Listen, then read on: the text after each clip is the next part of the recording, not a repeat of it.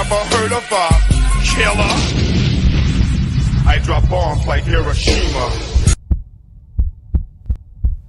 Somebody said, look at LeakYou video. What the fuck is LeakYou? Is it like a site? What's LeakYou? LeakYou. Is it a YouTube channel? Oh, shit. Oh, all right, bet. Here we go.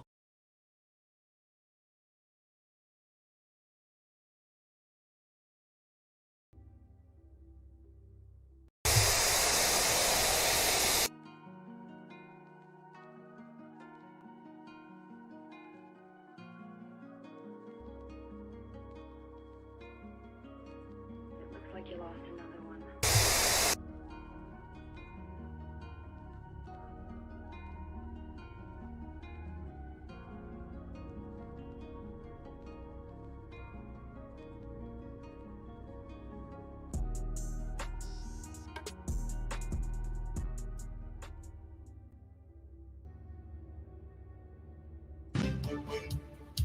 It is the police call everybody will be talking about. Thanks for joining us here at 6 o'clock. I'm Janice Valdez. I'm Brian Loftus. A family says something crashed into their backyard, prompting them to call 911, saying they saw creatures walking around. Our 8 News Now investigators digging into this for weeks now. And tonight, our David Sharns with the video you will only see on 8 News Now. David? Right, Denise, sources telling the 8 News Now investigators that several agencies believe something landed or crashed. Whether it was non-humans or not, it certainly scared the people living on this property. Now, before we show you that video, listen to their call for help. There's like an 8-foot person beside it, and another one's inside, and it has big eyes and looking at us, and it's still there. Okay, where is this on your property? In my backyard. I swear to God, this is not a joke. This is actually we're terrified of it. So there's 2 people or 2 subjects that are in your backyard? Correct, and they're very large. They're like 8 foot, 9 feet, 10 foot. I don't know. They look like aliens to us. Big eyes. They have big eyes, like I can't explain it. And big mouth. They're shiny eyes, and they're not human. They're 100% they're not human. Okay. Well, the 8 News Now investigators obtaining video as officers then responded to the call you just heard. You'll see the officers also saw something in the sky that night, but the big question is, what was it, and is it all connected?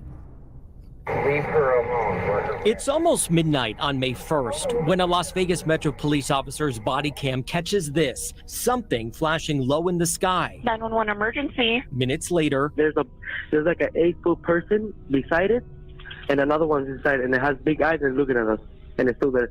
Someone calls 911 reporting 2 large figures in their backyard. No, I'm still nervous right now. The 8 News Now investigators obtaining another officer's video as he's sent to the Northwest Valley home. I have butterflies, bro.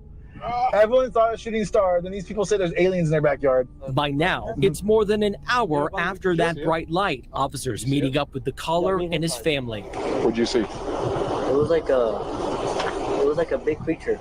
A big creature? Yeah, like around 10 feet tall. I'm not going to BS you guys. One of my partners said they saw something fall out of the sky too, so that's why I'm kind of curious. Did you see anything land in your backyard, or? They see like a big, that's what they say. They see like a big something with light. What I saw right now, I do believe in it. Police walk into the backyard to investigate, but Metro blacked out that part of the video because it's considered private property. What's clear, they're taking this call seriously. Hey, this might sound like a really dumb question, but did you guys see anything fall out of the sky? Asking others what they saw. I would normally discount it as nothing. However, seeing as one of my partners said they saw it too, only reason I'm actually investigating it further. That investigation turning up no concrete answers as of Wednesday. Whatever or whoever fell into that yard, long gone within minutes. Oh, hey, if those 9-foot beings come back, don't call us, all right? Deal with it yourself. I ain't dealing with that. So yeah, this is quite weird, Brian was saying as we're watching this story. Now, we've been in contact with the family in that video, and as you heard in that 911 call, they seem very reasonable and honestly quite scared as you heard them in the call. No, they don't seem impaired in any way. And whatever crashed by the time that police got there was gone, but sources say that there's really no dispute. Something was in their yard. Exactly what? We do not know. I mean, it's so interesting. So like the Metro officer sees something, the neighbor sees something. I mean, so what could it be? Well, we know that there are obviously a lot of military bases around this area. George Knapp covers a lot of that stuff for us on the 80s Now Investigators. We're showing you drone video from above that area. And we know, of course, Creech not far away, Nellis Air Force Base not far. I checked in with them. They say they are not involved at all, and we are waiting to hear from the Pentagon as well. And you talked to these people. It seemed completely legitimate to you. And do you have any personal thoughts on maybe what it was? Right. So it seems from talking to our sources that something happened. There was obviously some flash in the sky. A lot of people saw it that night on the night of April 30th, early in the morning on May 1st. Did that exact thing land in their yard? I don't know. But these people said they saw some SUV circling the area. Could this have been some piece of equipment that malfunctioned?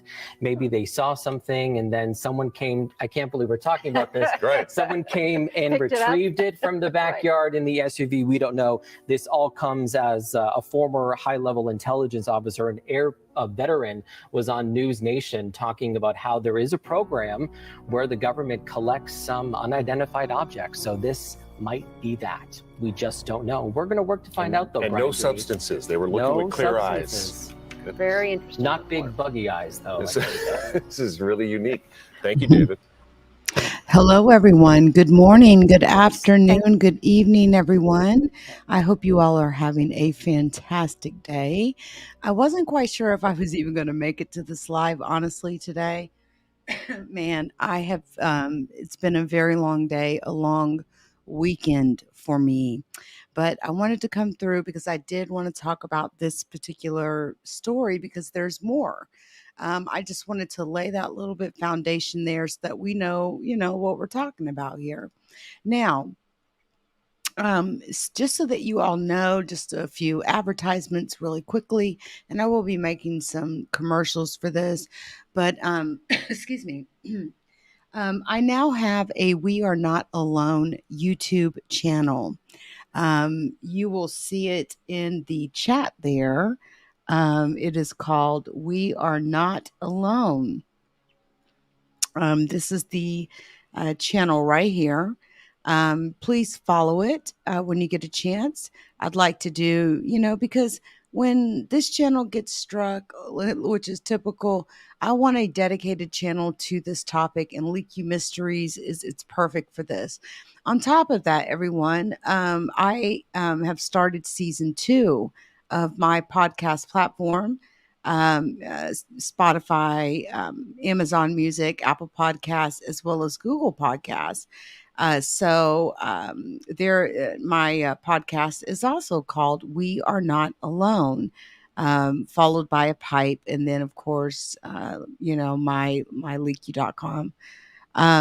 Definitely make sure you follow me over there as well, because I am publishing more and more content related exactly just this specifically.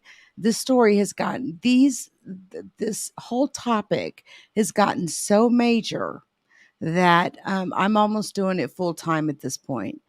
Yes, I still do true crime. Yes, I do. But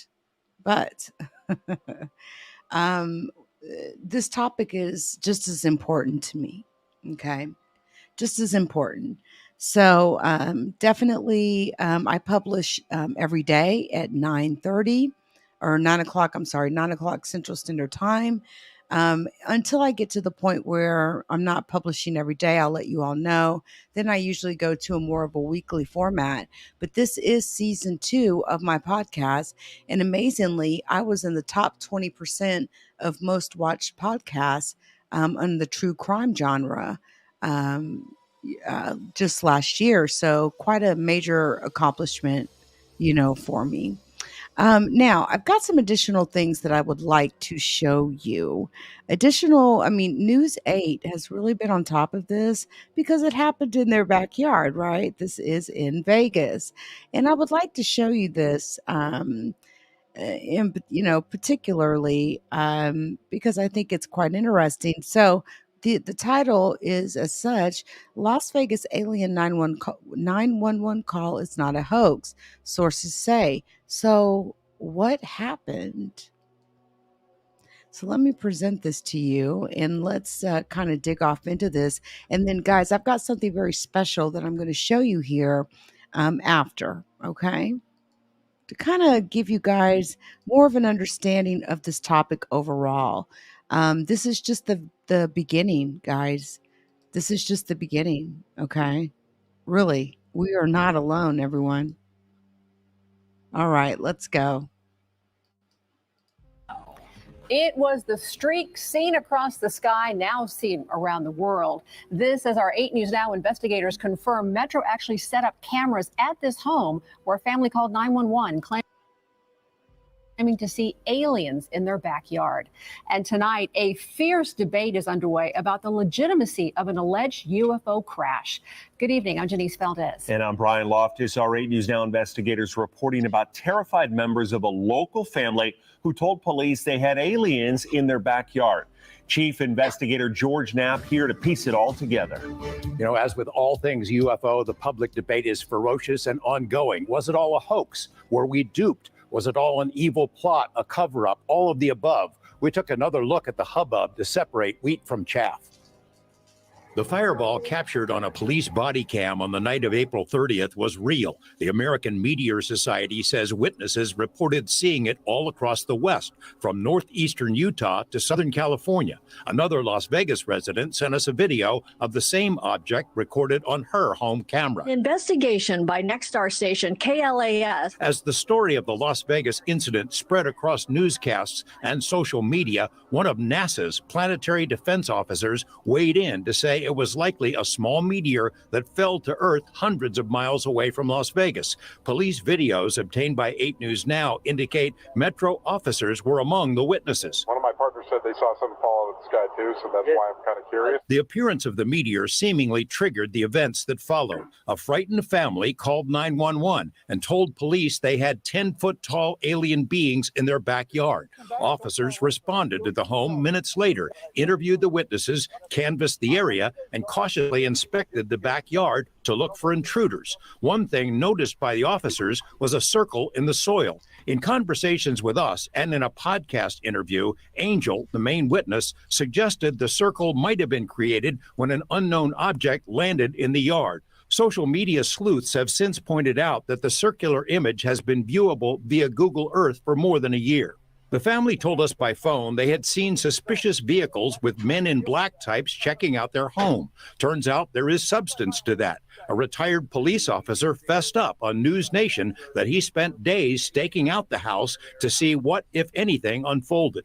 What about those reports that Metro installed a special surveillance camera atop the house, presumably to watch for intruders, human or otherwise, or overzealous media? Turns out that's true as well. Metro confirmed as much in a statement to 8 News Now's David Charnes. The system stayed on the roof for days. What about the Ring camera video with the weird noise? The main witness, Angel, intimated to us the video was recorded by one of his neighbors, and the audio was from the April 30th UFO crash. It wasn't. The security camera video was recorded in mid-April, according to the man who first posted the clip. He doesn't want his name used, but says the recording was from a fireball that passed over his home in the southwestern part of the valley 2 weeks prior to the alleged alien encounter. The family declined to be interviewed by us, but members have spoken elsewhere and stick to their claims of seeing aliens in the backyard.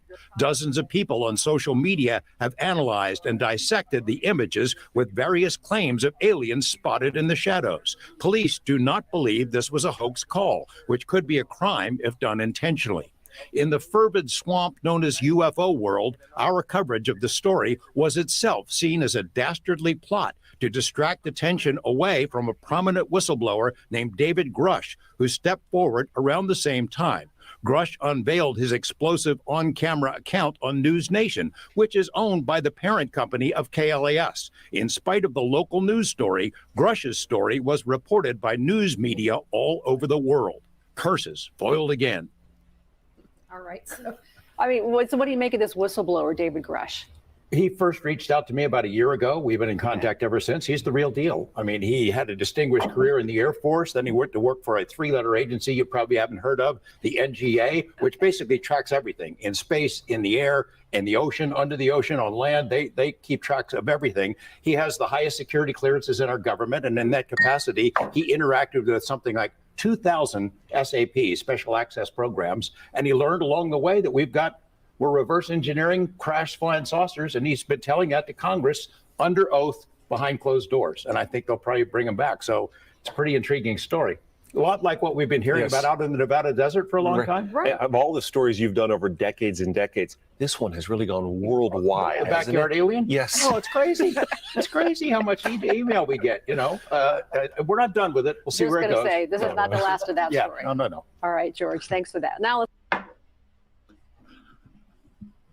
former ice cold water.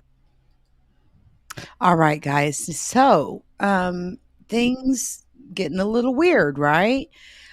So what does that mean? Does that mean that we're dealing with a situation where these people are lying to us? I don't think so. That could have been a mistake, that Ring camera wasn't was from 2 weeks prior. That could have been an absolute mistake. So, also, I have seen the video. I chose not to take the time to enhance it because I'm gonna be honest with you guys. I have been I've been busy. All right. I'm dealing with the new house situation. I just finally got all my stuff moved in this weekend. I am tired. I'm exhausted. I have not had time to do any graphics of any kind or enhancements on any videos. Now, the other thing too, guys, I also, if you notice my backup channel, the YouTube.com /LeakYou, or should I say at LeakYou, that's my backup. That channel I also renamed to We Are Not Alone. So anyway, now that we have went into the latest details. Now, in a previous video, I have already showed you the live stream, or I guess I could call it live stream, that Angel did. And he says he wants his life back. And I can only imagine, right? You've got like millions of people from all over the world that want a piece of you. And it can get a little bit freaky, okay? Now, I've got something very special. Uh-oh, hold on. And sometimes you see There we UFOs go. going in. I've got something that I'd like to share with you. And this, I know a lot of you all don't necessarily like conferences, so to speak. But here's the thing. Conferences are great because you get to meet people that have experiences that you may not see on television, that you may not see on YouTube, okay? And so before I get into showing you this, and what I'm about to show you is someone who's had an experience, several actually, since he was a child, and this is known to be a common thing. It's actually quite common that people that have these experiences, it follows them not only from childhood into adulthood, but that these beings follow their families, their children. It's not uncommon for someone, to find out that their own parents and their grandparents have also had strange experiences. Now, in this case, what you're about to see is a man that experiences his details, his contact with various different species, interdimensional species, beings. And what's interesting, I just have to be honest, is this is a black man. And it just seems like we always see white people that express their experiences. This man is expressing his, and he has photos galore, and it is absolutely astounding. Now, before I get this kicked off, and we watch this together, I put a poll on my community wall. I'm curious what your all's thoughts are on that. If you could check it out when you get a chance, it's right there. There is a conference coming up at the end of this month in Roswell, New Mexico. I am considering going, seriously considering going. I will only do it if my audience would be interested in that, because it's a lot of money to travel. Planes aren't cheap. Hotels would not be cheap. And so I'm curious if this is something that you all feel would be good for the platform. Would you enjoy it? Would you enjoy me going to these conferences and reporting the various different speakers, the experiences, doing interviews with people, advertising with people? Let me know if that's something you're interested in. Um, we're going to go ahead and play this. And I did receive permission to play this. I always ask first. We're going to just kind of let this go. But if you get a chance, go to the community wall and please vote if you don't mind. Now, this guy, he's going to jump right into it. So get your popcorn, get your food, get your drinks, get your herbal refreshments. I'm rolled up as well. Let's go. I've experienced other planets. I've experienced other parts of reality here, different times. Way. One person in here. So thank you. I'm probably the most least known of everybody speaking here. So thank you for coming. What we're going to do is I'm going to describe my contact experiences to you. All right. They started in childhood and then went on into my adult years.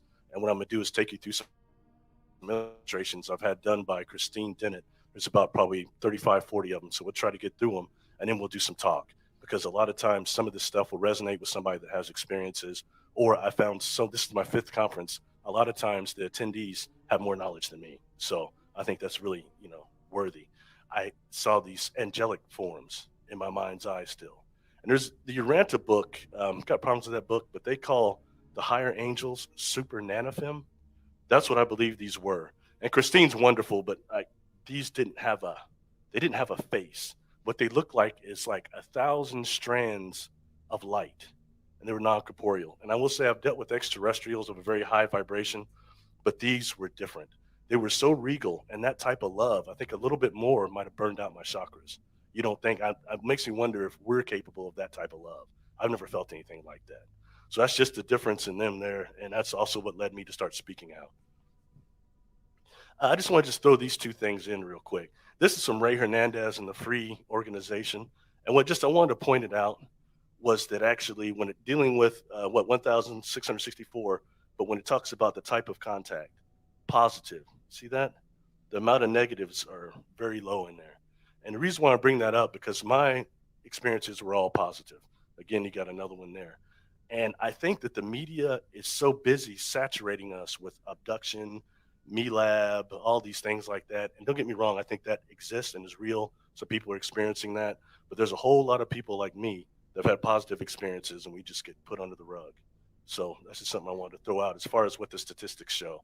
It's definitely not the negative things we thought. But I think that we hear so much from the media on the negative stuff. When we start dealing with these beings who work through the divine field, it starts augmenting our experiences. Just something to kind of think of. All right, we'll go through experiences. This starts off with childhood experiences. All right. I mentioned earlier, if any of you at the panel, that I had a friend that would come around sometimes. This individual would come around and help me build dams over here to stop the water from coming. When my brother would wash his car, the water would all go down the curb, and I had this notion like it was going to flood the world. So I would always build these dams, and he started coming. Like when my brother would go inside when nobody was around, which is very short times, he would come around and just play with me for a minute. So I assumed he was a child because he was interested in what I was. One thing, he was a telepath, and I was too young to notice that not everybody can do it yet. Something about him, he always rode this Schwinn, old Schwinn, and he had on a hat that was too big for his head. And these things, my mom used to have them, they're called kitty cats. He had these kitty cats on, and they kind of went too high up towards the hat itself. But nonetheless, this being was doing something to me optically to where I wasn't perceiving him like he truly is.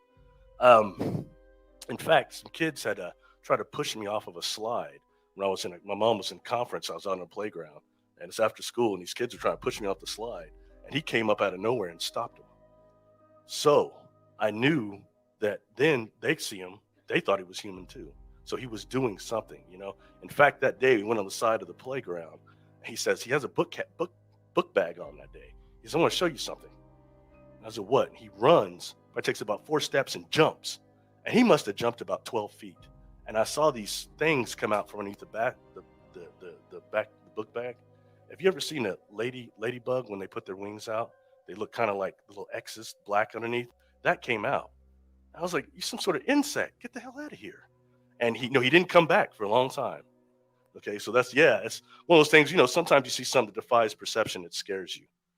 Okay, going forward, I had this incident. This is the first ship I ever actually saw. And I saw this with my mother. I was about 7 years old. All right, and something about this craft is most all the ships I've been aboard are organic and do not have windows. This one had windows. You see them there with these grates in between.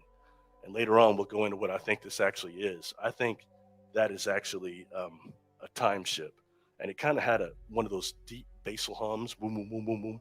So that, and I remember my mom saying, oh, it must be for one of those car lots over there. It must be a commercial. And then it took off as just a dot. And she's like, no, it's something else. Then it took off. Now, I had a local psychic, my name is White Dove. We'd go to readings sometimes. She kept telling me, your friend on board that first ship that you saw did something to you or gave you something. And I couldn't remember. I said, I've never seen a ship with a parent. And she's looking at me, yes, you have. You probably can't remember it because it was all about you. You're in communication with it. And one day I'm sitting at my mother's house and she called me over because she's going to throw out all my, hello, Allison. She's going to throw out all my Omni magazines, if anybody remembers that. And magazine had a section in it called anti-gravity. And they always had UFO stuff in there. And this one had all these different ships, probably like 5 or 6 of them. And she comes walking by with the basket. And she goes, oh, that one looks like the one you and I saw.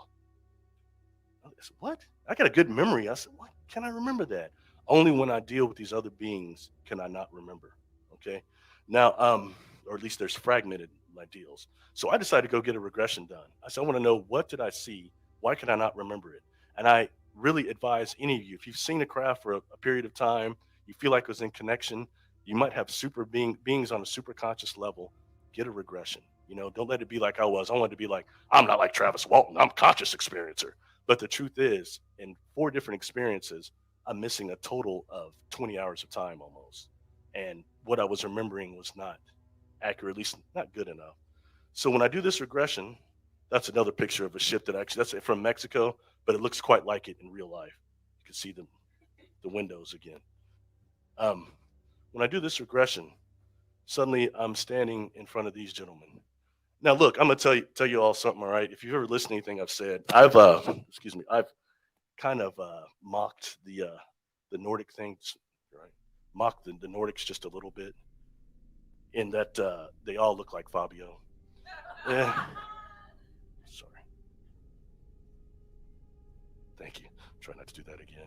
Anyway, they all kind of look like Fabio. And being a brother, it really didn't do nothing for me. Remember, I said people got mad at me on Facebook because I put up a thing. I think I'm going to go do the Pleiadian workout, and it was Fabio on there doing that. Everybody, that's not funny. Oh, sorry. Anyway, it was easier to kind of talk about it a little because I didn't think I'd experienced them. Now, this individual right here, he went by Alex, what he's putting in my mind, Allex. He's communicating with me while these two aren't. And something about these two, they look more like him than they did brothers even, but they're not exact. But it was some like they're copies or something weird. And they all have these boxes on, and these boxes have these like wires that come up and go to the back. Even the seats that they're sitting on are designed so they won't mess up the that box. Now, that's actually my mother and I down there. It was at a supermarket on the outside, but close enough. Anyway, these 3 people and this individual here is important. less than a year later, okay, I'm with my mother again, and she was an antique collector. And she took me to this store that had, oh, so boring, but she took me to the store that had all these books in it. And in this vase, it had a bunch of different rocks.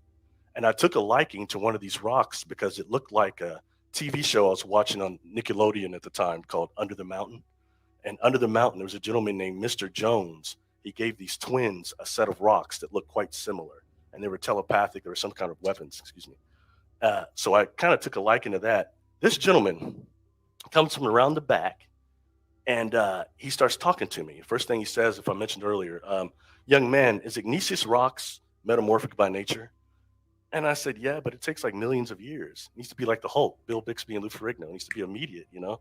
And he's going, no, it doesn't work like that.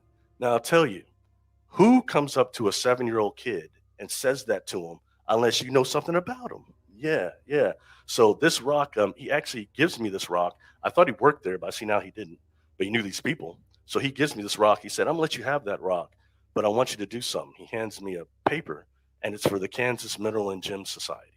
He said, I want you to join. It's free. And then when I'm walking out, he says, that rock is very special. You should put it under your bed and under your pillow and dream with it. And at that point, I started doing that, and I call it the concentration stone. It seems that still stays with me to this day. It kind of seems to give focus or something, manifestation maybe. All right, this is going to another incident. At this point, I'm getting a little older, okay? This happened to me in the 6th grade, and this is one of the most profound experiences I had had. I woke up, and this happened many times when I was younger. I'd wake up not at home or board one of these craft or somewhere that, you know, was like a room where there was a room with a gray room. It's like gray walls like this, but there was a black table in the middle. And on the table were a feather, a bowl of water, and then these silver looking balls, almost like from Starman. And the thing is, you have to move the feather with your mind, then stir the water with your mind, and then have the balls start levitating. You know, I was able to do all 3 of them after a while. And one time I wake up and I'm around other kids in a room like this. People ask, were they hybrids? I don't think so. They look like regular kids to me. But there's some voice, I can never see the teacher. It's saying, show them how to manipulate the balls. And I'm like, no. Because at normal school, I was sitting up there trying to get my pencil to move. I was, and none of that stuff ever worked. So I felt it was, you know, superfluous. Anyway, in the 6th grade, I wake up and I'm on board this craft. All right. And this here is Xandar. He's floating on the side of the screen there. All right. Just a little off the ground. And he's got on this uniform. It took me a long time to get her to get the uniform right. Here, there's in this mirror, in this image, I can see this screen, I can see these other ships. One of them looked slightly different, didn't have the balls under it, but they're like shooting down light and then sucking up what looks like smog or clouds into their underbelly. And he starts telling me the acid rain, and they're telepathic, the acid rain is very bad for your planet. We're trying to reverse some things, but we're having trouble with it. And then he's referring to what I call the M&M effect. Microwaves and metals in our atmosphere makes it very hard for them to get out of the ship and very dangerous for them. So that's just something to think of there. Now, later on, I was thinking, why did I perceive him looking like this before? You know? And in the back of this room was an engine, but we'll talk about that later. That's actually the engine right there. He was kind of around this, and I'll go through this when I go over the technologies a little bit more. It's a good representation. These crystals that I'd say they're 9-10 feet each, and the only thing's not on there is they all have a chemical luminescence or bioluminescence that's coming out of the middle of them. All the crystals I've seen on board crafts have this luminescence that's coming out. So these start spinning really fast, okay, and producing like this deep basal hum. And he starts telepathically telling me, they're spinning so fast I can't see them anymore. This looked kind of like copper to me. I think Quiche made a device, a plasma generator. It looks similar to that, but not quite. So I was curious where he got that idea. Anyway, it starts spinning this basal hum, and he says to me, not just can that engine power planetoids, it can also heal human flesh. And that kind of went, ooh, what? It's that sound I was hearing. So I just got through meeting with Linda Moulton Howe. We talked about this connection to maybe resurrection technology quite a bit. So Anyway, that's the engine, and we'll go back over a little bit more of that later. I'll show a different picture of it. This here is one picture, the first picture that she did of me for Xandar that was really accurate. The robe is not right, though, so I had to change it up a little. This was a little longer, and they weren't those, but it's a little bit longer. All right, and something that I really want to say about him, when dealing with insectoids, he was not a mantid. All right, he looked much more like a grasshopper. And I've seen different types of grasshoppers, but the milky kind of eyes and stuff, you know what I mean? He looked much more like a grasshopper than he did any of these other things. And I would bombard him. I was like, where are you from? And he's telling me, you won't understand. You can start 900 million light years out. And then since you won't know what that means, he was right, I didn't, but we won't play on that. But he says, go and look at the third and fourth planets outside of Pluto. They're jumping off places for our species or for us because the density of your solar system is too hard for us to deal with. Okay, and I was like, are you lying to me? I'm thinking that back. He said, I told you wouldn't understand. Later on, probably what, around 2000, they found the trans-Neptunian objects, which are several almost planetoids that exist outside of Pluto. So at that point, I knew, okay, he was telling me something real. You know. Anyway, so I want to show you that just to get the difference in that this was not a mantid. We're going to change now to what I call adult onset experiences that started happening when I was 18 and over. Okay, I wake up one night, not at home, and I'm standing down by this thing. And this thing looked like, to me, like it's almost got a honeycomb structure. It's a spear, a yellow spear, and it's got these things going around it that looks like Saturn rings or something. They're moving around, and it's generating this golden light that goes, and this was really big, okay? This is bigger than what the illustration shows you, and that these were actually decks. I could look up and see the decks and seeing this light going up into a huge black box that was at the top of the ship, okay? And in some ways, years later, I saw Contact with Jodie Foster. I noticed the one that she got sent through the wormhole thing, it was a device, something like that. Makes me wonder where they got that idea, you know? So when I get, actually, I'm thinking like, okay, I'd really like to see what these people are doing because I can see stuff like this. But these people look weird. They're phased out kind of, and they're trying to touch the living light. So I was thinking, I'd like to go up there. And all of a sudden, boom, it's like you're on that level. And you get this thing that I call temporal aphasia, which is where they call it actually that, where you get really sick. And it's like, feels like you're being pulled down like by a roller coaster or on a merry-go-round. I didn't know why I hated merry-go-rounds as a kid. I get it now. It feels that same type of vertigo feeling when you're on board these craft. So that's one there. And I saw several people, 3 of them that came into my life later. One of them was a lady named Susan Manwich that does conferences and stuff. I saw her touching this light. When I saw her actually doing a video over ETs, 20 years later, I said, God, I know her. She's one of the people I saw, and several others have come into my field of awareness now that were on board. But the thing about these people, they looked phased out, kind of transparent. I know now they're in their dream body, astral body, because it stopped them from having temporal aphasia, like Mr. Physical Experiencer here. I'm holding my stomach about to puke. You know what I mean? But they're not having that. They're able to enjoy the experience instead. But I was requesting for physical experiences. When I was young, some of them were physical, but some of them were like astral-like. And that really didn't work for me. It's not as tangible. And I had. Shout out to the LeakYou community. Please join us on Spotify, Apple Podcasts, Google Podcasts, and Amazon Music.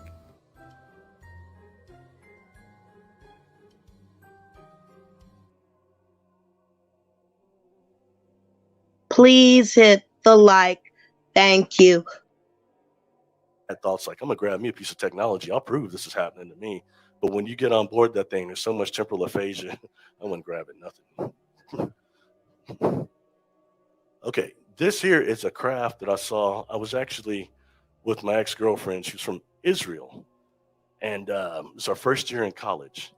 And we're going to go out to the country. I said, well, let's go out to the country and meditate and raise our kundalini. That was crap. I had a scheme on, So I was trying to get laid, basically. But we go out in the country and we're up there meditating, all right? And it's a deep meditation. I open up my eyes and I see this light flashing over this pond. It just comes into existence. Boom.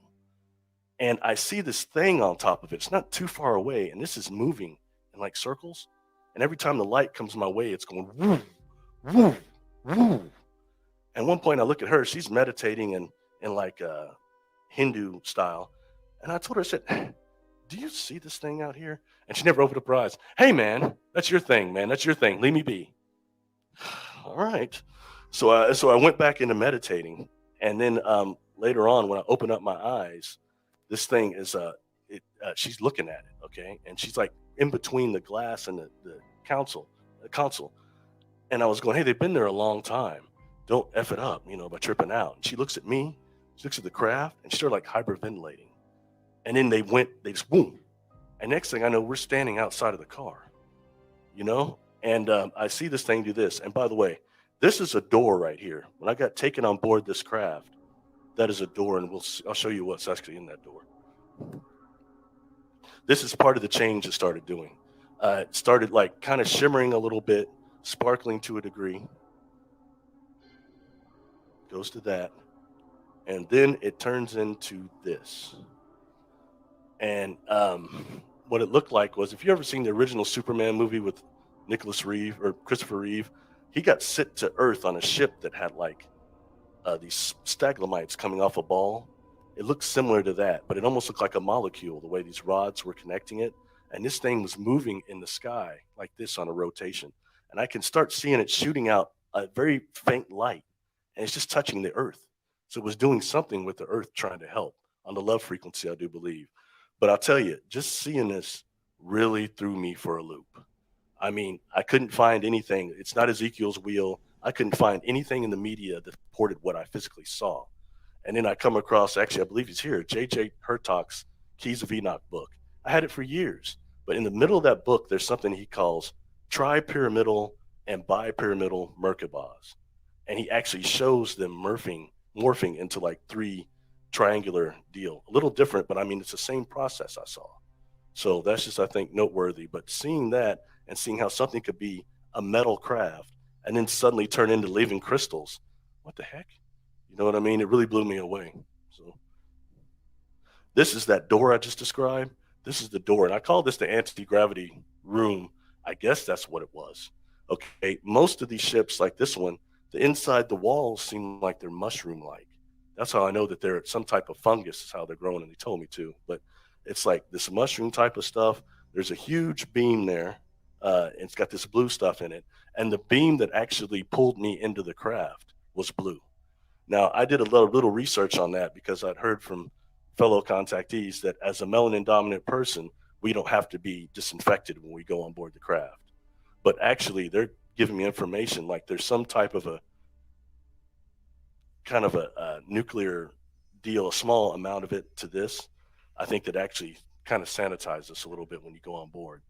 This thing here, this black box, okay, it kind of looked like there was like wheels for like a Cadillac, like spokes.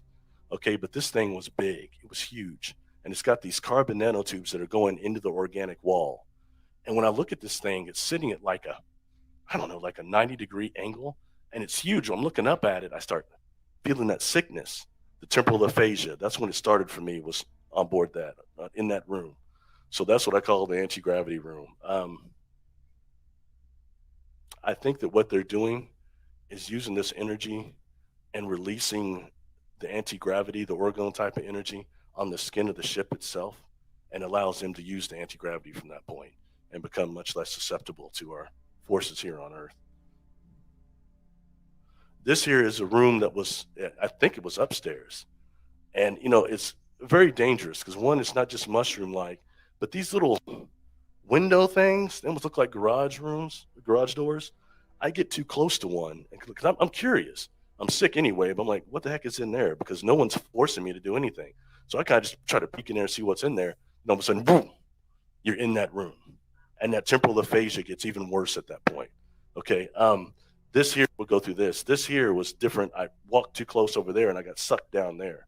Okay. And that's like a different type of, it almost felt like a tube when I was going down it. It was a little more physical. This is one of the beings that was on that craft. All right. This is one of the few beings that gave me a name. I normally don't get names. and mana, M-A-A-N-A. It's interesting because we had the mana machine in the Bible that was the algae producing, but this one, it was spelled different. I'm seeing M-A-A-N-A. Okay, something about this being is interesting. Somebody point out, it's kind of got a brain like the Mars Attacks. Never seen that movie till recently. Little different, but something about this being is that it seemed like the brain was exposed on the outside, but it had much more of a hard type of texture to it.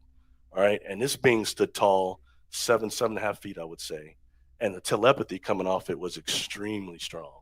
Got a lot of replies on this being in particular.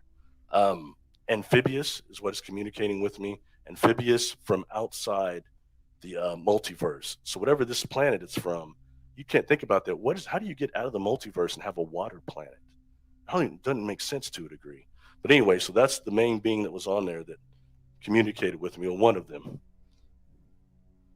I go to another room, actually one of those little rooms you saw, zoom, I go into it, and here are other mana species being. They're shorter than him. They've got on uniforms. And something I want to really emphasize to you is these eggs.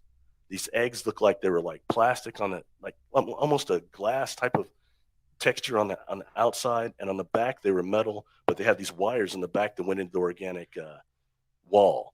And inside of these eggs are these lights. Okay, now at first I thought that they were actually power sources. Okay, and this was a power source is what they were. I found out later I was wrong.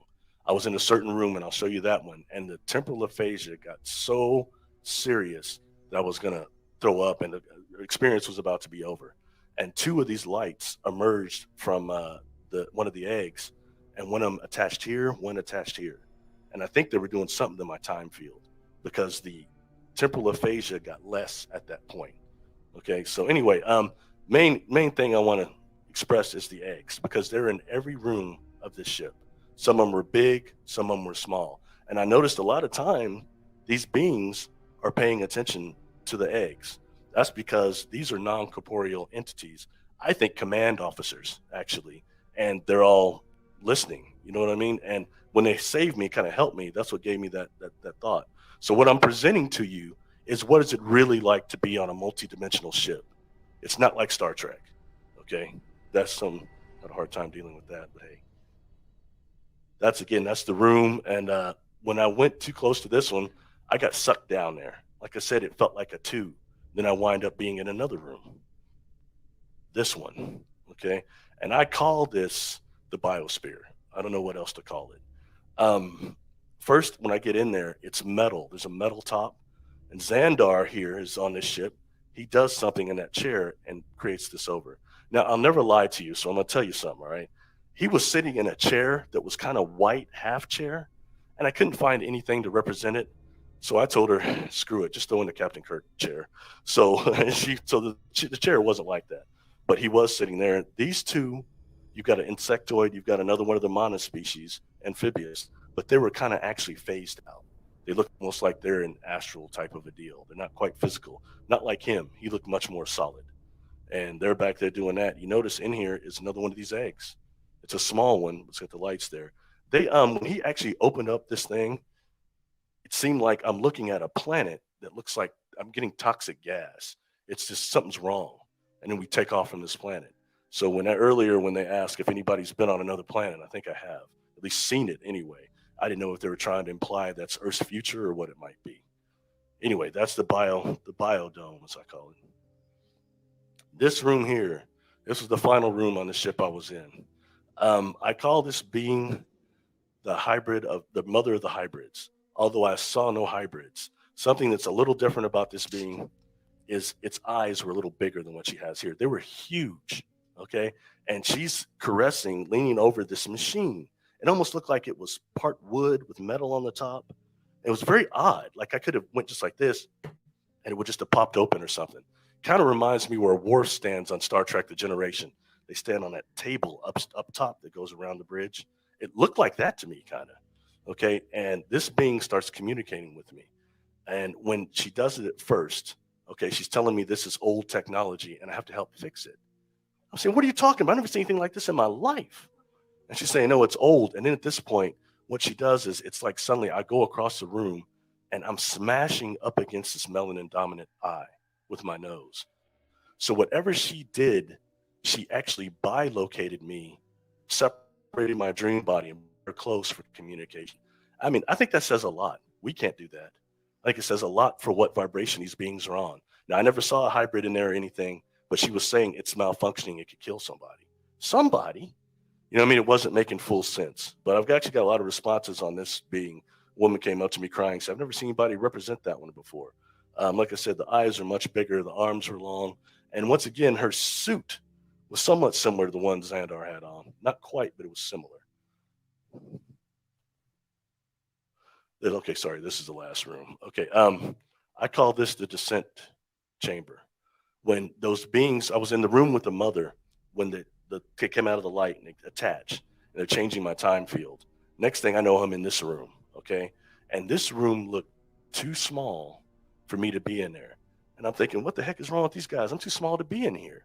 And I had this backpack on, and there was a huge tube coming from the top going down. I could feel something like pushing me, but it wasn't hurting. And I come to the conclusion this is a hyperbaric chamber, and they're giving me oxygen is what they're doing. Okay, so after the end of this, because I'm thinking I really want to get out of here, you know, and I start seeing these things. And what they look like, I've heard other contactees talk about seeing metal filaments before they get transported. This wasn't metal filaments. They look like, I don't know if any of you ever played with a Super Ball. I mean, they kind of look like Jupiter or something. They kind of look like that, like super balls floating around. And then suddenly I start descending. I feel like I'm descending. I blink my eyes, open up. I'm looking at my ex-girlfriend, looking at that ship through the window. So that's kind of how off the time perception is. You know, these beings are misplacing time all the time. So I call that the anti-gravity or the hyperbaric chamber. Another time, another place. Something I want to point out about this, why I put that up there. I've heard a lot of people describing owls and deer during their contact experiences, seeing them before. I did have, like in this country road, I did have a lot of deer jumping out in front of me, but it's a country, so I can't say it was extraterrestrials. But however, the second time after this happened to us, we tried to go back and reproduce this a dozen times, and it never happened. It never worked. Heck, I even tried to get some mushrooms and eat those. Maybe that'll help. It didn't work. It just mess up my mind. So, but I mean, there's no other way to produce this. But one of the experiences before the second experience, when it actually did happen again, and we started feeling this vibration, she says, we should go out there. It felt like this before.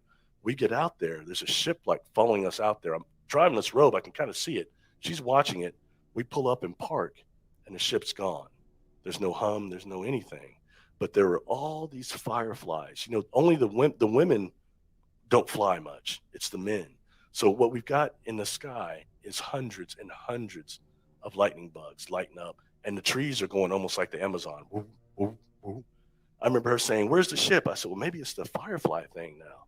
And it did evolve more than that. But I will say we don't know much about these beings. They have a chemical luminescence of their own. And I will state to you right here, right now, that these creatures are aware of the light ships, period. So just want to throw that in there. Just because it's a little different, you know. So she's telling me, were you just on a ship or something? I said, I don't know, but I'm seeing a helmet or something. And she's like, what? I said, something just happened. And then we hear this, and we kind of like go out again. And I see more stuff, then a cave and some other stuff, but you know, just images. It's not really solid. So this here, and this is what had happened. I had to get regression to see exactly what this helmet was. This is what we would call a pure conscious craft. So when it actually takes you aboard, it materializes around you. All right. This thing looked like some type of a satellite. This thing comes down from the ceiling, and it's got these, I don't know what they're, neuron things or whatever, and it's got a mask on it. It comes down, and I have that on for a few minutes, I guess. Okay. And then they take it off, and they're telling me this is so you will have a frame of reference for the contact.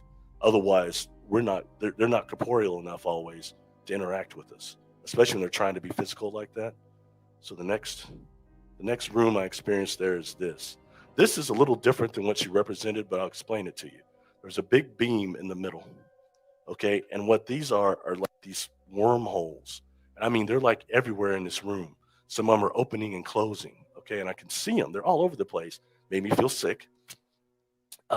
Something that I'm like, what in the heck is this? And then this light beam jumps on the floor here, and it's a yellow color, and then it starts looking like it's unfolding like a sunflower almost. And then it jumps into one of these portals and comes out the other one in this millisecond. It was super quick. And they're telling me your density is you have too much density on your planet, and it can trap us.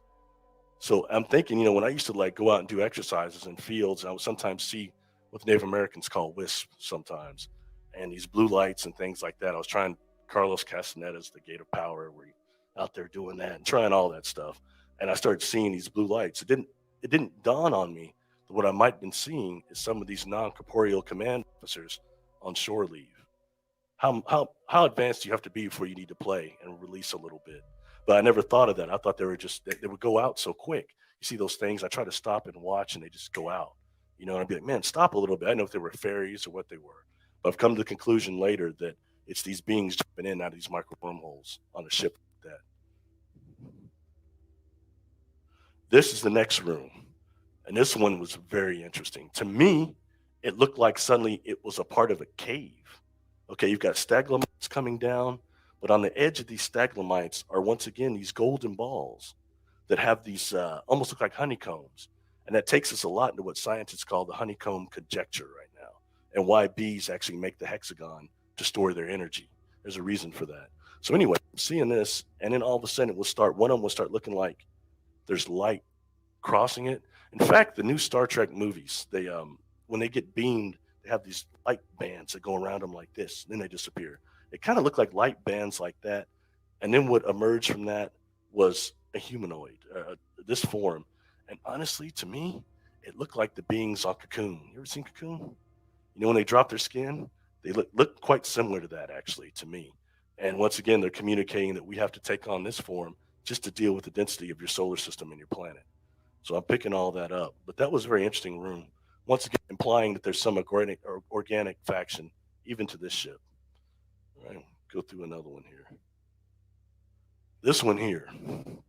All right, this is the third experience I had of missing time.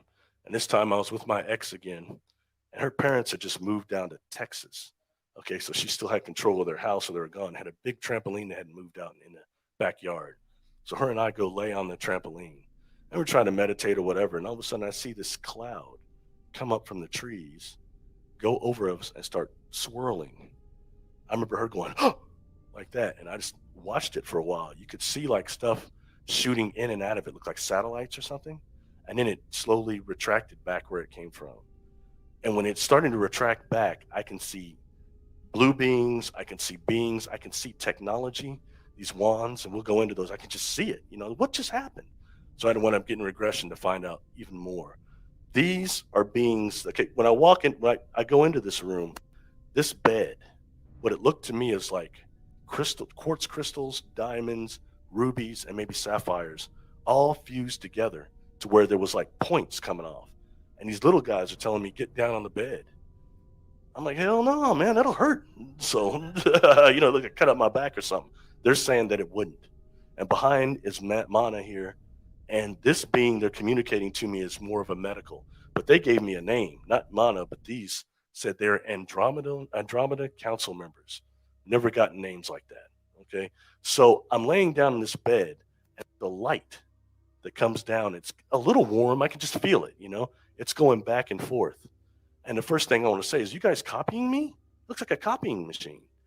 And then these guys are around me, and they've got these little, I'll just show you real quick. We'll go back to this picture, though.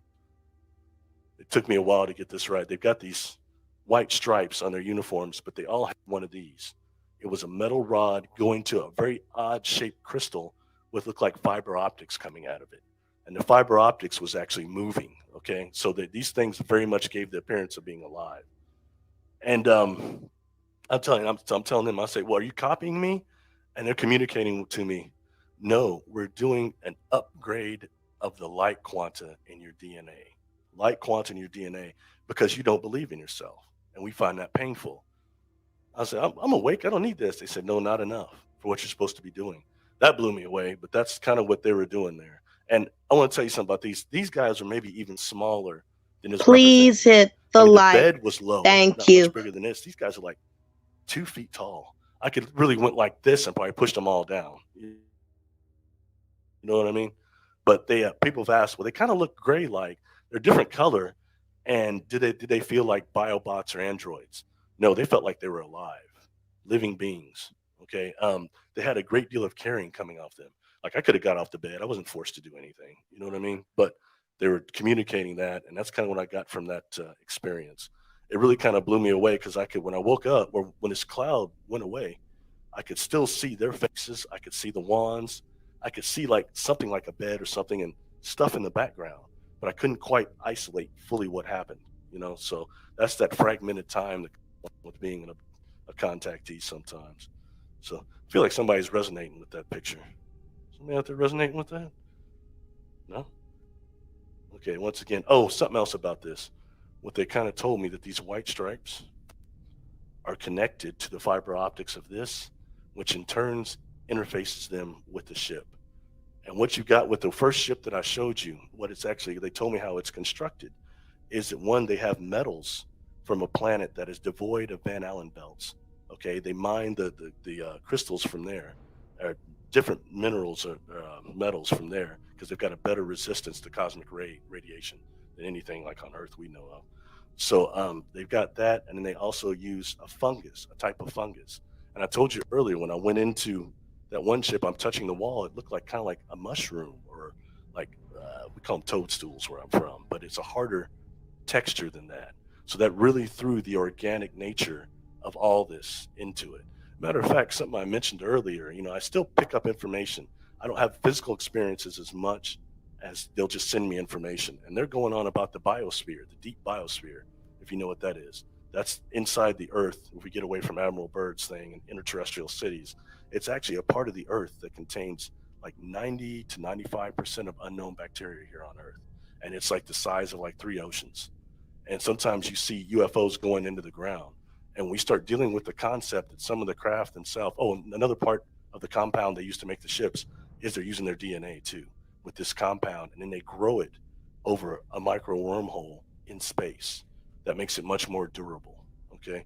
So anyway, but they're telling me basically that I need to think more of how some of the organic natures of the craft can actually be talking to the biosphere and dealing with the entities in there, because we don't want to think about bacteria as being aware on the collective conscious level, or the fact we could have beings that have gone into the, not just nano, but pico. They're so small, you know what I mean? But they're still dealing on the collective conscious level. And we've got bacteria, some that are healing inside the Earth, and they're working with that. So I guess you could say the ship is communicating with it as they're there, since they're a part of it. So anyway, sorry, I just want to throw that in there. One more. This one here. Okay, this time I had no one with me. I was by myself. I was out practicing the gate of power and some other stuff. I get back home and I decide to try to meditate. And when I'm trying to meditate, all of a sudden my pineal gland starts vibrating like crazy, you know, and I think they call that inductive linkage now. And then I start getting communication from these beings. I can't see them, but in my mind's eye, they look like, you ever seen the spiders that walk on top of water? You know how they do those weird patterns? They're like doing these patterns, and I can see light coming off of them. And they're giving me tons of information. I'm asking why I can't see them, why they're not corporeal, you know? Then I get done with all this, and like the trampoline, when her and I got off that trampoline, it was wet all over the place. Even the trampoline, it had rained, but her and I are bone dry, except for we're sliding off the trampoline. So that's another missing time deal. Here, I'm communicating with these beings. I can even feel one of them. It feels like it's crawling up on me. Like it might be insectoid, but I can't see anything there, but I can hear it. It sounds like static. Pow, pow, pow. And I get done with this in 4 hours missing. I want to know why. And what actually went down is when I do this regression, I'm in front of these beings very quickly, and they're in space, and each one of them looks like this. They have these quasi crystals in the middle of their chest, and their head looked like it's just all these light filaments going into space. And they gave me a name. I was, who are you? They said they were Plegarian. I call them throne beings because I think there's some talk of throne energies now, but to me, it looked like they're on thrones, like they're up there, you know? And like this one here appeared to put itself in some type of a contraption it's sitting in, and all of a sudden this thing goes around its head that's containing the light filaments a bit. And it's saying to me, the warped fields of your thoughts change reality. Man, I never even thought about that. Warp fields and solidity like that, it never even dawned on me. But I know what it means now a little bit. And when time goes on, the communication is going on. So what these beings did was they sent my own guides to distract my physical body while they did another type of contact. That was hard to expect to actually accept also. This being here, the last one actually gave me a name. Burdette, Burdette. I kind of remember it because the lady from Good Times, Thelma, her name was Bernadette Stanis. I always liked her, so I kind of mixed in mind. The words stand out to me. But this being stepped forward to me, he's communicating with me. The blue crystal, the blue, this being is blue. Each one of them's a different color. Well, I'm part of the blue soul group. That's my soul group. And the soul groups are kind of like our spectrum. Roy G. Biv, I think that your red and oranges are maybe your more, maybe not immature, less experienced souls. That's where you've got your indigo, violets, and blues that are, you know, a little bit more advanced. I think a lot of us may have gone all the way through the whole cycle, and we come back and settle at what color we like and the soul group we like. So this is the one that stepped forward to me, Burdette, and a lot of energy coming off that being, a lot of love. A lot of people have remarked on the crystals they had in their chest. Mary Rodwell had talked to some young experiencers, and a couple of them had made pictures of what the Australians call the Wandjina, the sky gods. And they have these beings that are actually smaller, but they look like hybrids of some type, but they have these crystals in their chest. And it makes me wonder, is that some type of an offshoot of these beings? Because they weren't corporeal, but at what point does that end? You know what I mean? So that's just one there. Those beings there, I probably got the most responses on of any of them, is these ones here. A lot of people have apparently experienced something similar.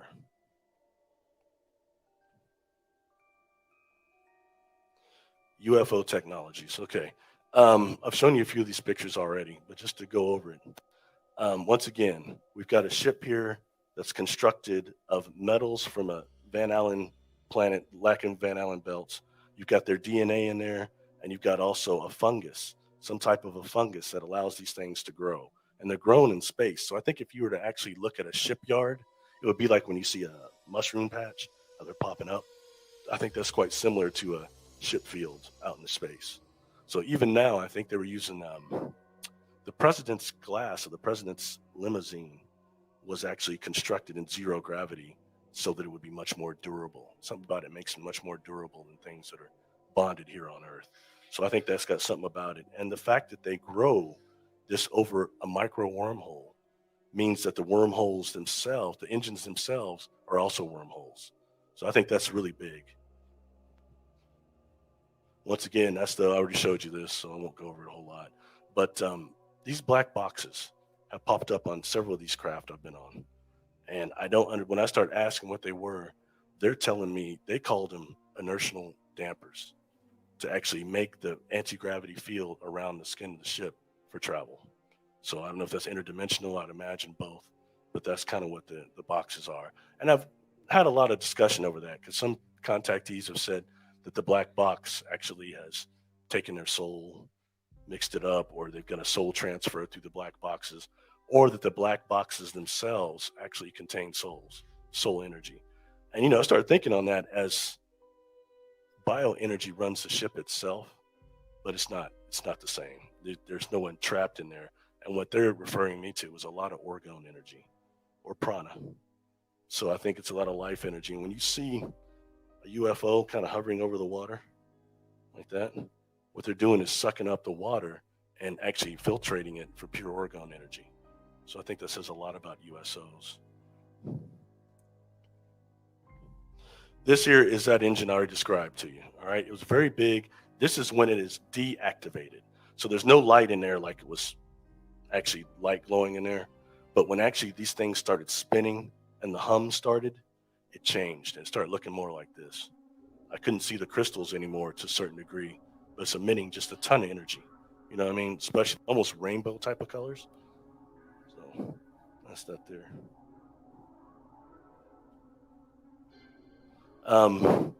This here, I just wanted to throw a little twist in for you. I'm always looking for frames of reference, always, okay, to actually validate my experiences. Yeah, and that's something there. And it was like I could see the helmet, but it was hard to focus on it until I got the regression. You know what I mean? It's like everything was so scattered. So when I tell this story now, it sounds good and everything, but the truth is it was all fragmented. You know what I mean? To a great degree. And when I started getting regressions, it freaked me out at first because I was unprepared for the information that came out of it. You know, I mean, especially if you case, well, what if I'm just crazy or something? You know, when you're somewhere physical, but this stuff here, the regressions really kind of plugged in pieces for me. The throne energies and the throne beings, when I looked up throne beings, it gave talk about how they're a type of angel very high up, but a different category. So I know in the Keys of Enoch book, he talks about throne energies all the time. So I think maybe there's some similarities there. Like I said, they didn't call themselves throne beings. I threw that in there, but that's what they look like to me. And once again, a lot of love energy coming off of them. Now, not quite as much as the beings I saw when I died. Those super nanofem, they were even higher. I mean, like I said before, those were so powerful that I think a little bit more love frequency would have actually burned out my chakras. I don't think I would have survived it. At the Ascetti Ranch, I had an interesting talk with a guy named John Bavinko. And what interested me about that is, first of all, I went to the Ascetti Ranch and, excuse me, but my butt got socks blown off, man. I thought it was past the point in my life when I'm having physical experiences. And I start going in, I go there, and first thing is the Sasquatch thing.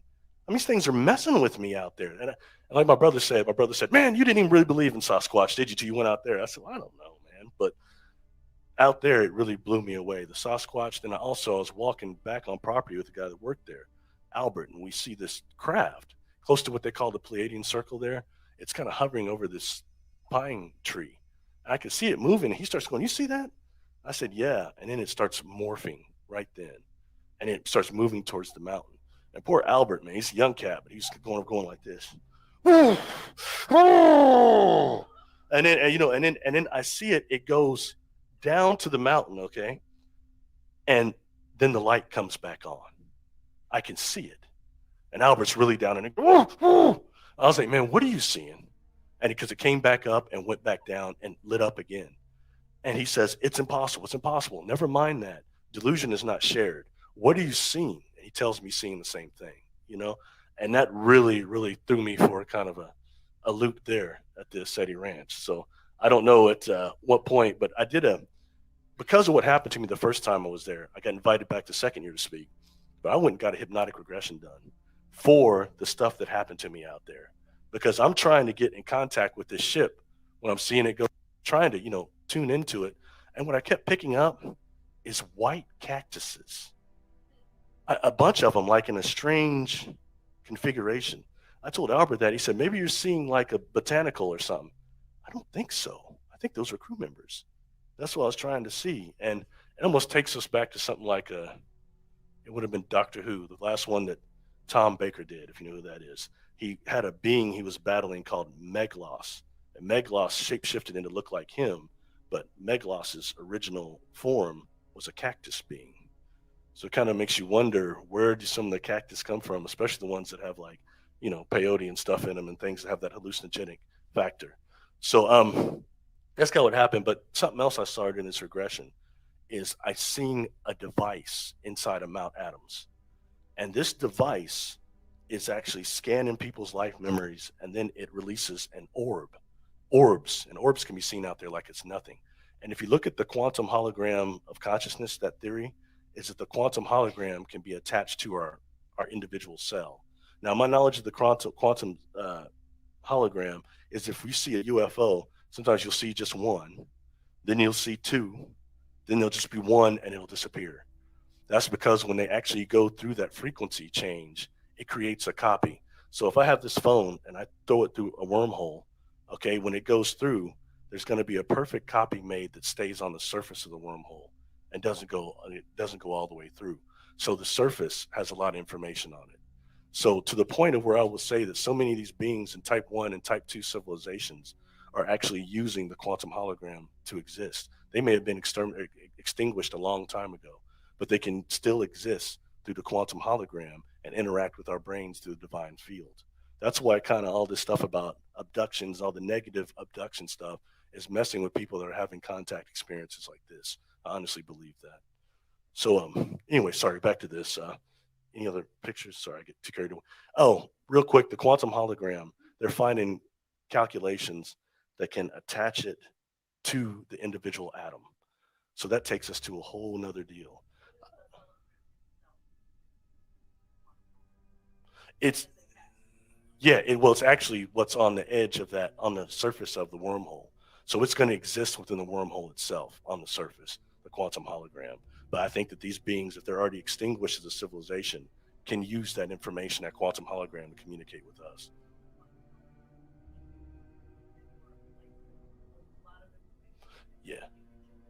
Yeah, that's what it would be. Yeah, on a holographic base, though. Yeah. It's and it was interesting about this. I had nobody throw stones at me or anything, but I met Corey Good at that last conference I spoke at SETI. He was there, and gosh, that guy taught me to death, man. But we started because first thing I want to know is I want to know about black extraterrestrials. He says he's encountered some when he was in the service. I want to know about it. So we did a video, and he started talking about how a certain group of brothers they battle the reptilians, but they have the ability to turn their body into a wormhole and transport like that. They don't need ships or anything like that. I don't know. I got to tell you, sister, I thought that movie was not that great. I got some bananas thrown at me for saying it. I was like, it was good. It was good special effects, and I like it was the African thing going on, but the writing wasn't that good. Yeah.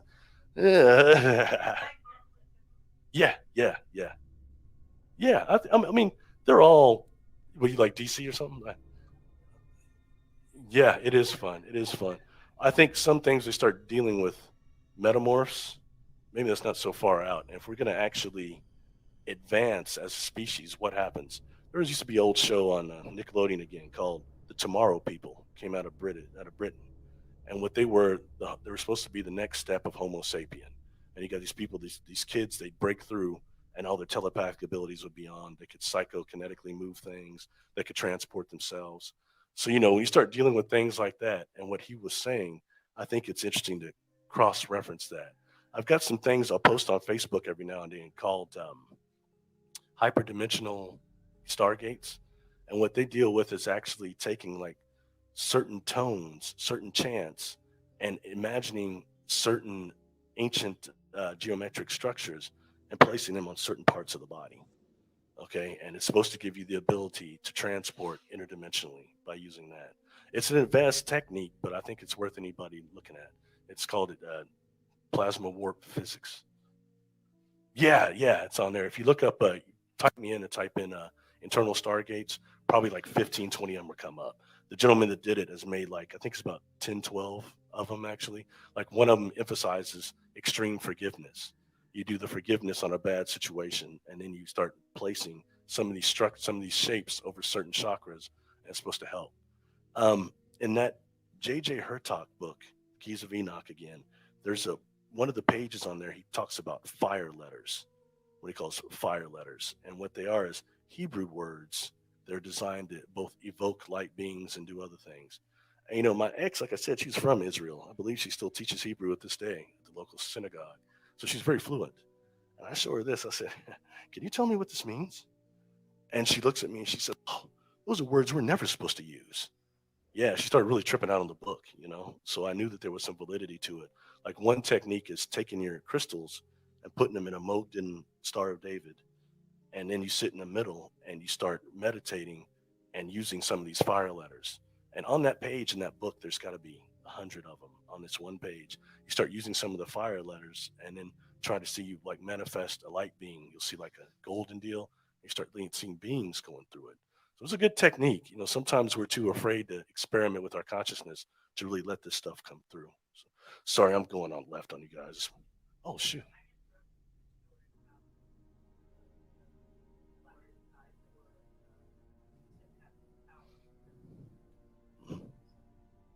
Yeah, he had just said that the reptilians tried to conquer them and were unable, and that they had triumphed over the reptilians. The reptilians hated them, and that's also part of the reason so much racism between the black and the white race now.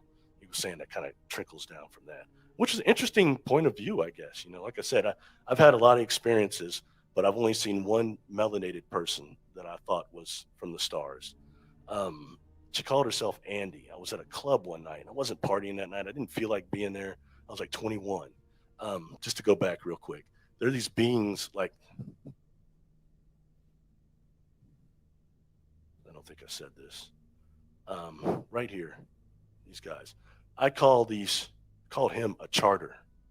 And for what I can tell, every 7 years of my life, a charter has shown up and done something really profound like that.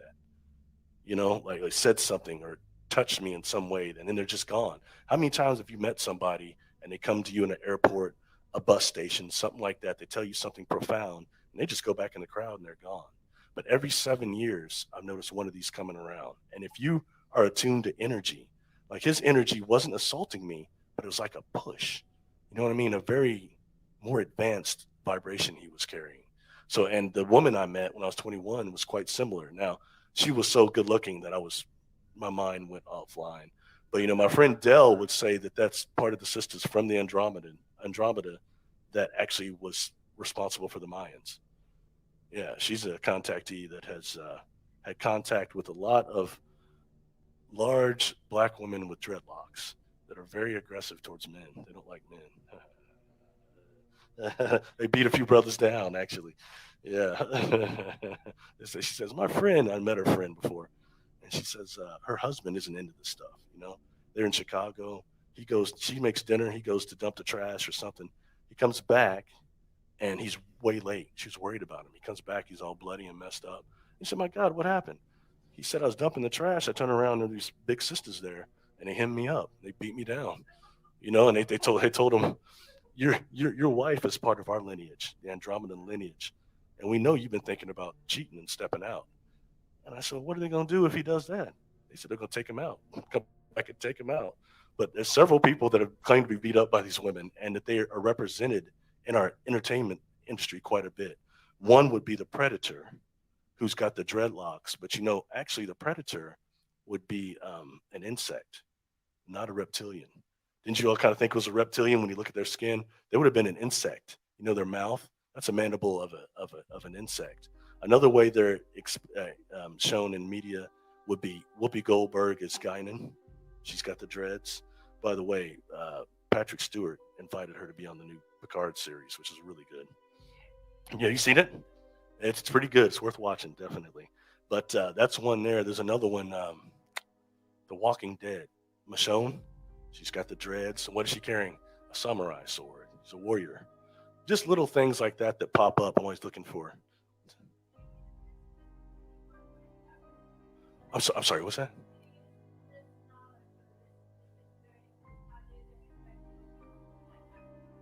I'm able to spot the star seeds kind of, and the population I worked with was pretty bad. Some of them were spoiled kids that got caught, but there are others that come from such broken homes. But I can notice, like, a lot of times they're star seeds. One way is to think something to them and see if they respond, if they turn and look at you.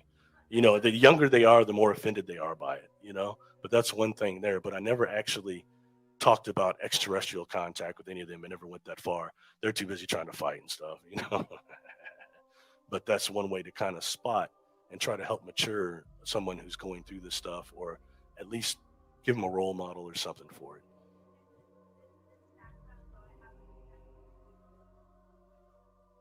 Okay, what? I'm sorry.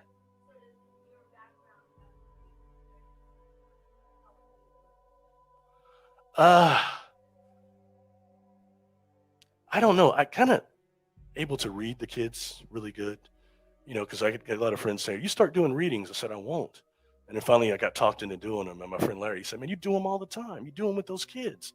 Why? Because I was an administrator. I wasn't supposed to be working with the kids anymore, but my staff would so often bring the kids to me, and I could really get through to them. He said, you would get through to some of those kids like nobody else could, but it's because I could see them. You know what I mean? And that would be part that they may not be star seeds, but they're awake. Yeah. So in that way, it did help. see them, see their energetic profile, and kind of feel them as well. You know what I mean? Knew that they had a higher vibration. There's something else I'll say. Something I call Artron energy, and I stole that from Doctor Who. And what they get on there is like if somebody is around in the TARDIS, they get irradiated by the wormhole, and they start emitting an energy that the government can trace and try to isolate when the doctor's coming back. Well, what I noticed is that there are other contactees. Like, to be honest, I'll just say this here, but we'll keep this here. I was against the Corey Good thing. Just all him and Emery. I mean, no offense to those guys, but the media puts so much crap around them that it messes up the whole message, you know? So I thought, well, this guy must be a fake. And then when I meet him, first thing he does is runs up and starts hugging me, and I can feel this Artron energy coming off of him. Meaning if you've been around one of these beings, you know, or around the technology or the wormhole inside the ship, since that's what it's built around, you start emitting this energy, and I can pick it up on other people. You know, I mentioned earlier, Allison, I think you've got it. You need to maybe get a regression. I feel something on you.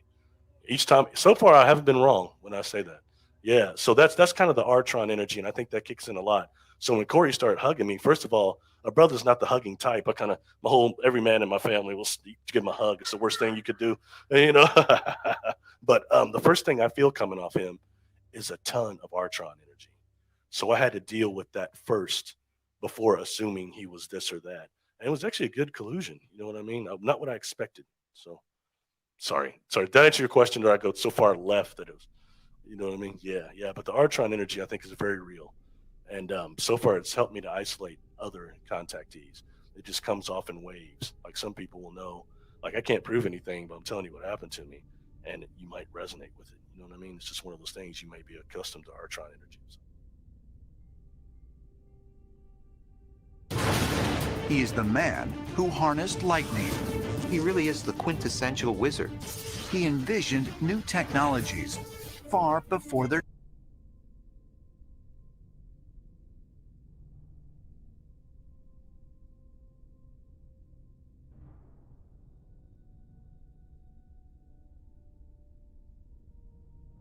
All right, everyone. Thank you for sticking by as we listened to that absolute amazing story by that man. Also, too, guys, I just want to remind you all, and shout out to Terry, who's a first time subby over here. Definitely make sure you subscribe. This is what we do. This is what LeakYou.com does. Now, I also I've been looking at the community wall, and it seems like most of you want me to definitely go out to the conference in Roswell, New Mexico, which is later this month. So let me think on it a little bit. I need to inquire on some things. I may do a little crowdfunding just because it's not cheap to get out there. I know we're all kind of broke right now, but I think that this would be amazing content. I could do a lot of interviews with people, meet some of the heavy hitters like Linda Moulton Howe, George Knapp, all those guys. So I may crowdfund for, in order to get down there so I have enough money to do it, to be there that whole week or the days of the conference. But I'll let you know. I got to obtain all of the details. But listen, guys, it's been amazing being here with you guys.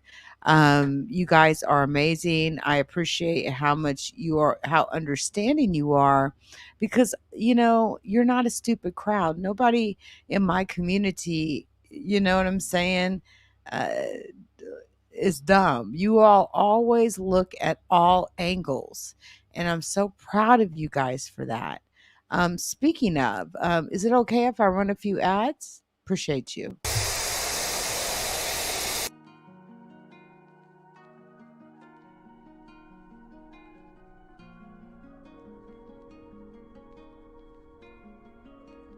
Looks like you lost another one.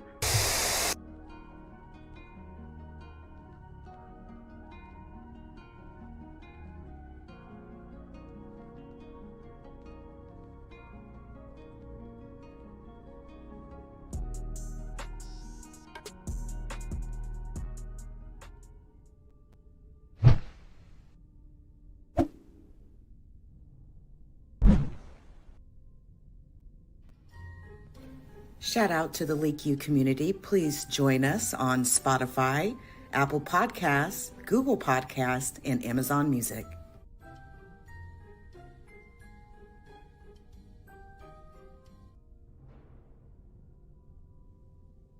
Please hit the like. Thank you.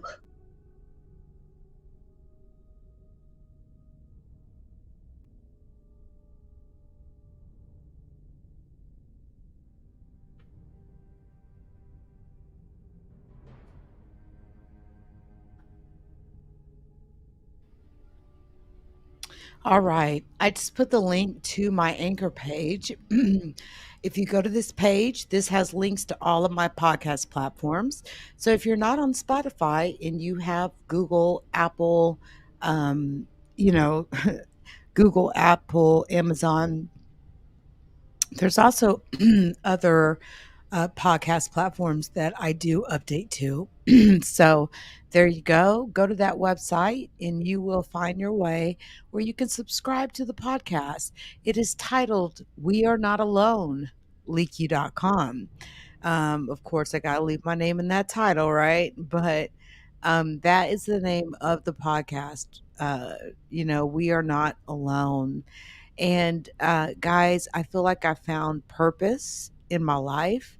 I'm very excited about going through this whole thing. And I hope that I live long enough to see the news or the government announce what we already know. We already know. What are they so scared of? What are they so scared of is the question. So anyway, guys, again, thank you. You guys are fucking amazing. I appreciate each and every one of you. Shout out to all of you. Josh Star Moon Peace, thank you for coming through.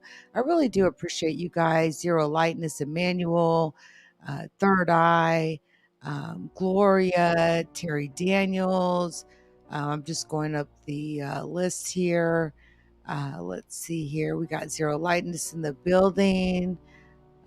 Let's see. Corey Gamble is in the building from Facebook. I see the Robert Kardashian page is also here from Facebook. Shout out to Robert Kardashian. Thank you for watching.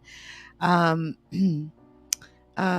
see here. Nakai, shout out to you. It's good to see you as well.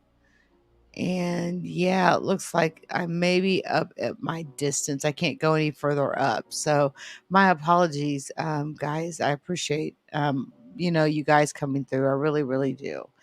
Again, anchor.fm/LeakYou. That's the best way to figure out what platform I'm on. And again, you guys are the fucking best. Let's get down to the bottom of this. Let's get some answers if we possibly can, right? If we possibly can. I highly doubt, the government will release much, but the more pressure that we apply, okay, and I'm pressure all day, the more that we apply, the quicker or more detailed answers we may get from our government. Period. So, anyway, thank you guys again for coming through. I really appreciate each and every single one of you because you guys are fucking amazing. Thank you so much. I really do appreciate the fact that you all even came through.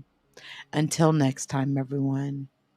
And by the way, next time is going to be my video on Conor McGregor and his rape timelines. So anyway, guys, much love. I'm going to go get some rest. I'm exhausted. Been a long day, let me tell you. And I am tired. So I'm going to bed. Night, guys.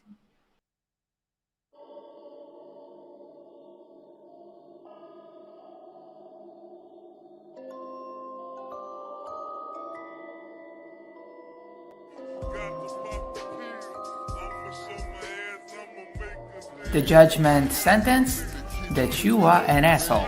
The trial is over. Thank you, everybody. Let's play a game. You have 10 seconds to take all your stuff and get out of my life. 10, 9, 8, God bless you, motherfucker. You're really smart.